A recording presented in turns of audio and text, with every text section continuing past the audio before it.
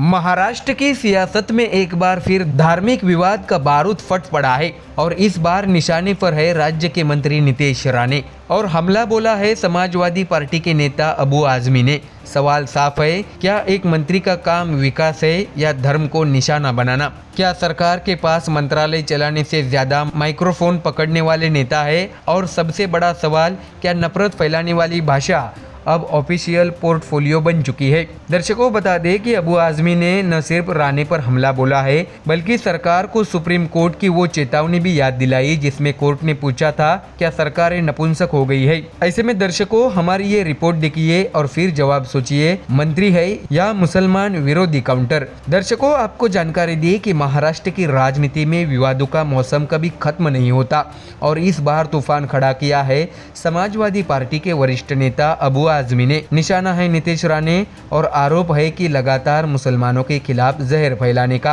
आजमी ने कहा है कि नीतीश राणे को ऐसा मंत्रालय दे दिया गया है जहां उनका काम ही बन गया है मुसलमानों पर बयानबाजी। न मसले विकास के न जनता की समस्या, बस मुद्दा बुरका, मस्जिद, अजान, लाउडस्पीकर और मुस्लिम महिलाओं पर तंज। दर्शकों, आपको जानकारी दे कि हर बार मुसलमानों के रीति रिवाजों पर हमला, हर बार मस्जिद और अजान पर टिप्पणी और अब तो महिलाओं को तलवार उठाने की सलाह। मंत्री बनकर अगर यही काम है तो ऐसे लोगों की कुर्सी पर रहने का कोई हक नहीं, ऐसा भी अबू आजमी ने कहा है। उनके आरोप यही नहीं रुके, उन्होंने सरकार को सीधे सुप्रीम कोर्ट की याद दिलाई कि वही सुप्रीम कोर्ट जिसने साफ कहा था अगर हेड स्पीच होती है तो सरकारें बिना शिकायत के कार्रवाई करे, कानून सिर्फ किताबों में न रहे। कोर्ट ने यहाँ तक कहा था क्या सरकारें नपुंसक हो चुकी है? दर्शकों, बता दें कि आजमी ने ठीक यही सवाल दोबारा खड़ा कर दिया है। महाराष्ट्र में रोज नफरत फैलाने वाली बातें होती है लेकिन कार्रवाई कौन करेगा? जो लोग मुसलमानों की पहचान को गाली बना रहे हैं उन्हें मंत्री बनाकर सरकार क्या संदेश दे रही है? लोकतंत्र या धर्म का ठेका? तो वही दर्शकों, आपको ये भी जानकारी दे कि नीतीश राणे का पुराना रिकॉर्ड भी विवादों से भरा रहा है। कभी अजान पर कटाक्ष, कभी बुर्का पर टिप्पणी, तो कभी मुस्लिम महिलाओं को तलवार उठाने की नसीहत। आजमी का कहना है कि ये सिर्फ बयान नहीं बल्कि समाज को बांटने की सुनियोजित कोशिश है। इसके साथ ही राणे के बयानों ने सिर्फ सियासत को नहीं बल्कि समाज को दो हिस्सों में खड़ा कर दिया है। सवाल ये है, क्या मंत्री की कुर्सी नफरत फैलाने का लाइसेंस बन चुकी है? तो वही हेड स्पीच पर सुप्रीम कोर्ट सख्त है लेकिन कार्रवाई भी शून्य है। अबू आजमी ने सरकार से सिर्फ सवाल नहीं पूछा, चेतावनी भी दी।